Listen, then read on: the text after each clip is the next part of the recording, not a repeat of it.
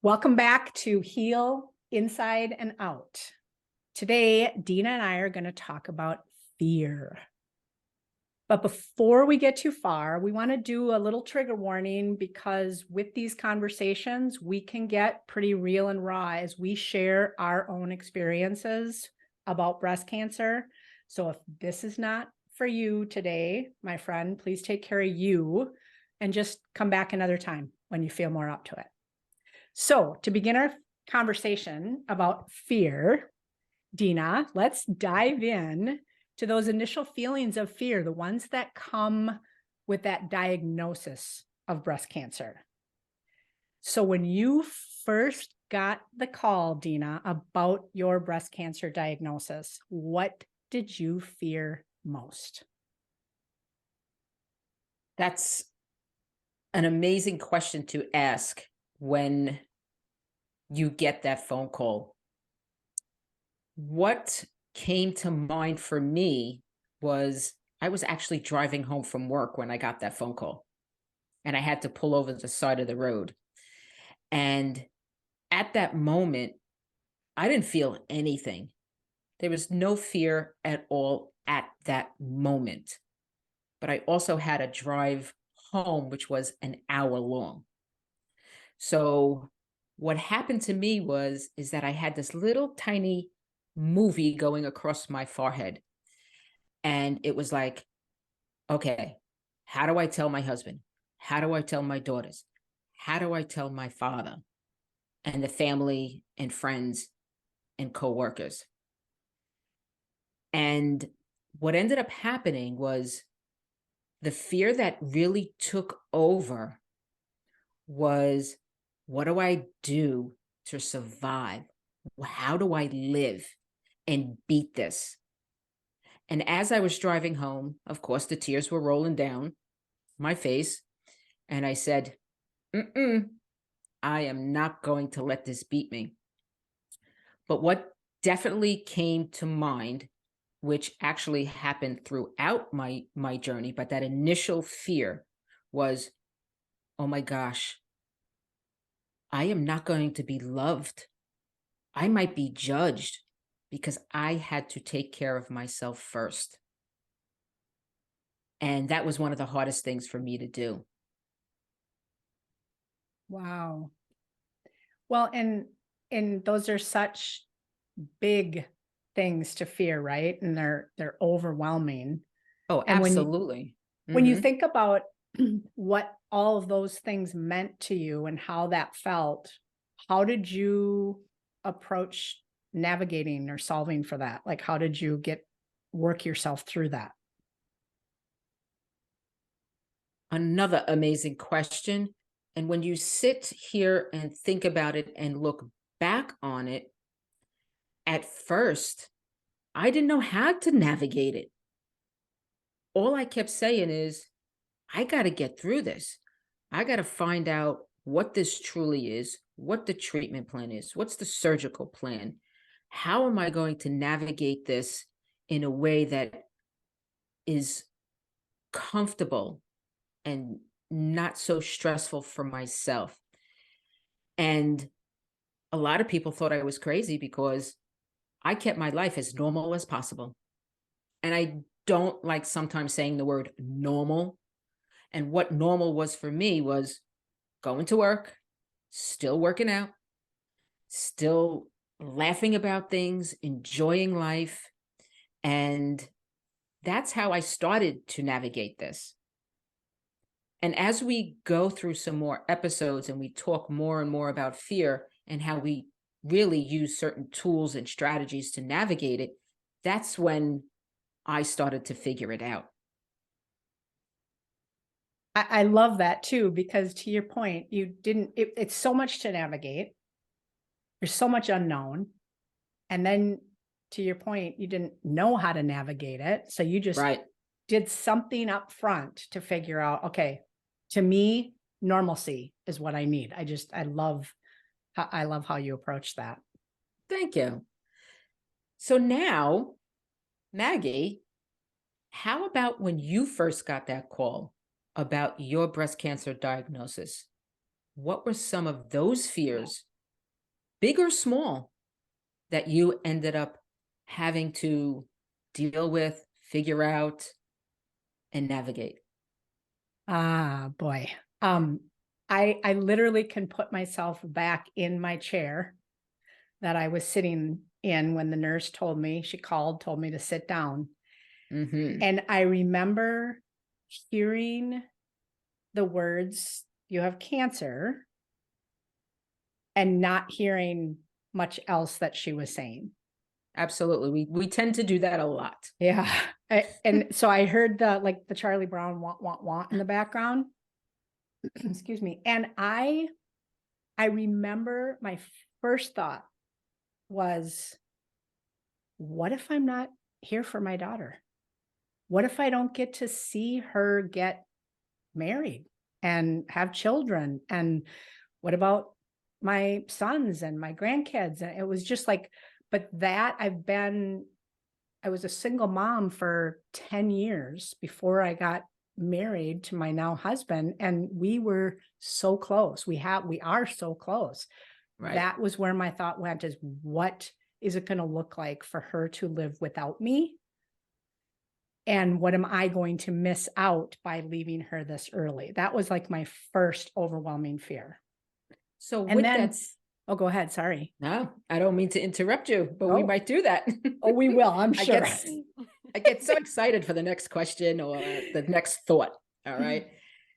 So with that, how did you begin to navigate the fears of, if I am not here for my daughter, my sons, and my grandchildren, and my husband? How did you navigate that? Well, and that's a great question too. But what I want to add to, when I had that overwhelming fear about my daughter and not being here, it quickly shifted to these conversations in my head about why me, why now. And so I started having those conversations with myself, and all of a sudden it almost turned into anger about, I have so much going on in my life. How am I going to fit this in? How am I going to make time to go through all the stuff that I know I have to go through? I don't have a choice, right? We don't have a choice. Right. We got to heal. No. How am I going to make time, and how am I going to create space? So those were the two big fears. And so to answer your question about how I really navigated that, it took me a while to get through the one about my daughter. Mm-hmm. But the fear about making the time and creating the space, I had to, and I did this while still sitting in that chair. I took out a piece of paper and I created a roadmap. Like, I had to have a visual Right. of what was going to happen, even though it was going to change as I moved through my journey, right? I had to create a visual so that I could see the plan and I could see the get it out of me date, if you will, which Right.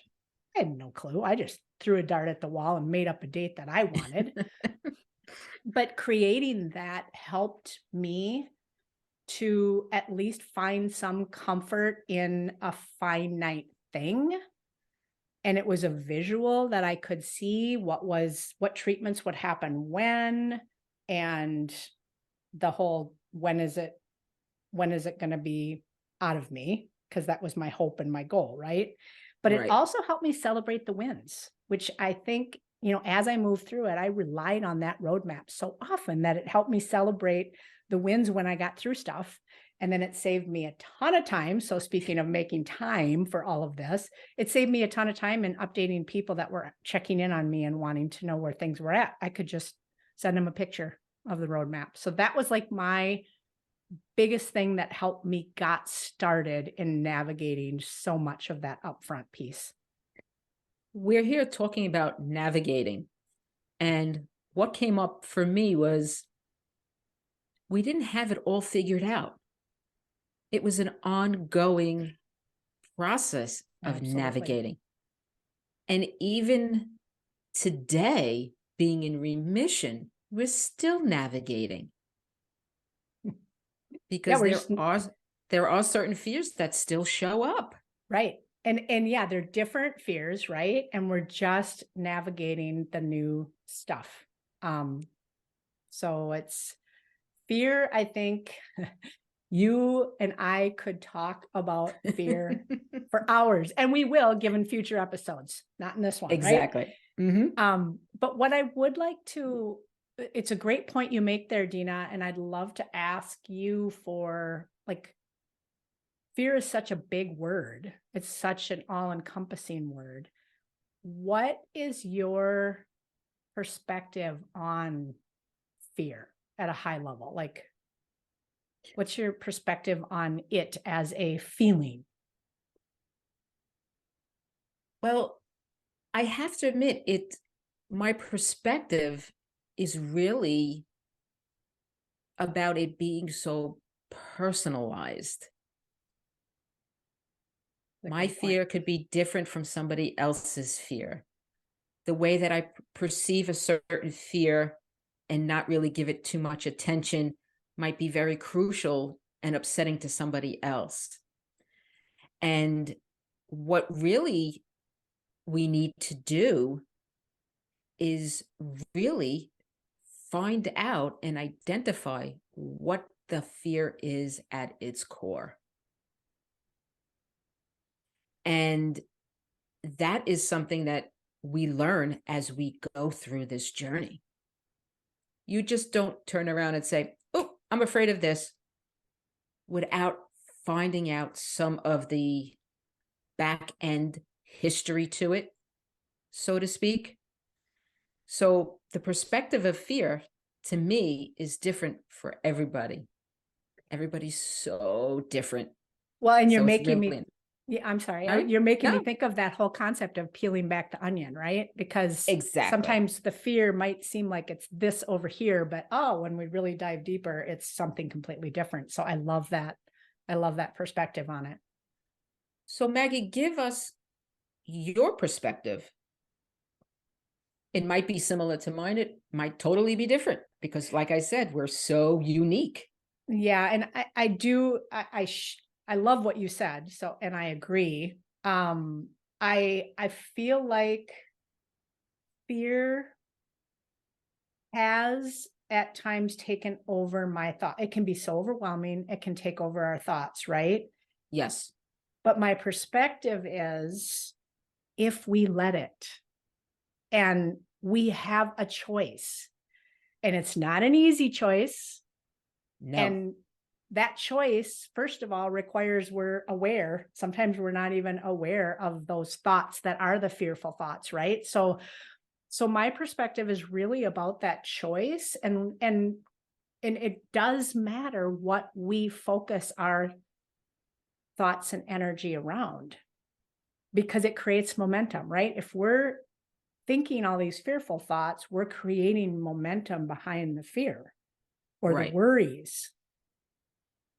If we shift those things, we can choose to think more hopeful thoughts and create more momentum behind the hope. So it's just, to me, it's not easy. No, by all means, it's not easy At all. But I have had to recognize that I do have the choice. And that's something that this journey actually helps us discover. Yes. It's something that just says to us, that comes to us and says, I have choices. Yeah, And it's the part of empowering, right? It's it's empowering. And it's amazing because we learn and we grow.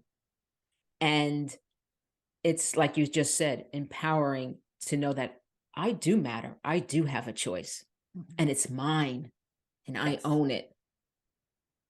Yep. That's great. Great conversation. Fabulous conversation. So, and we will continue more on fear, but this is probably a good spot to wrap this episode up. And I just always love talking to you about these things, Dina. Thank you. It's always enlightening. And why I say that is because the mind starts to say, wow, I got this. I could get through this just by having a conversation. Love that. Love that. All right, until next time. Thank you for joining us. We hope you found value in today's episode. And remember to share your real and raw insights with us by going to healinsideandout.com, where you can also find additional information and resources.